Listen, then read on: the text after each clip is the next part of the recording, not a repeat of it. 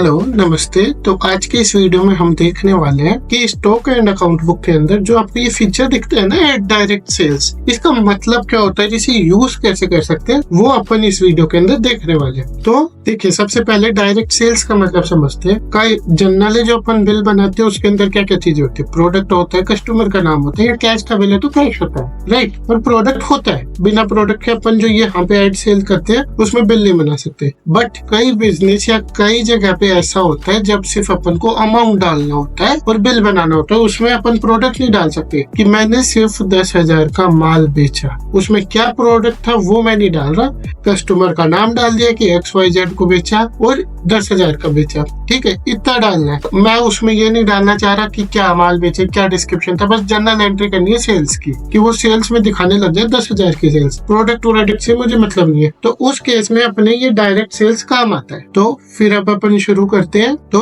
सबसे पहले add sales पे क्लिक करते हैं। अब आप इसमें देखेंगे ना, तो आपसे सिर्फ ये एक तो अकाउंट नेम पूछ रहा है, यानी कोई भी जो आपका अकाउंट हो, जैसे मोहन रेमंड्स को बेचा, अगर नहीं हो तो आप यहाँ पे ऐड न्यू भी कर सकते हो। ऐड न्यू अकाउंट करके जैसे सुरेश ऐड करना, तो सुरेश ऐड करोगे तो वो यहीं पे भी ऐड हो जाएगा। सुरेश को सेलेक्ट करूंगा तो सुरेश सेलेक्ट भी हो जाएगा। अब इसमें मैंने अमाउंट डाल दिया 10,000, ठीक है जी, और इसको ऐड सेल्स कर दिया। अब ये देखिए, बिना आइटम का ये इसका बिल बन के आ गया कि ये इसका आइटम का बिल है, 10,000 उसकी अमाउंट है, ये उसकी पूरी डिटेल्स आ गई। इसमें आपका लोगो, सिग्नेचर वगैरह सब कुछ लग जाता है। वो अपनी सेकेंडरी चीज है, क्योंकि अपन ये वाला बिल जनरली देते नहीं है। तो अब देना चाहे तो दे भी सकते हैं, ना देना चाहे तो ना भी दे।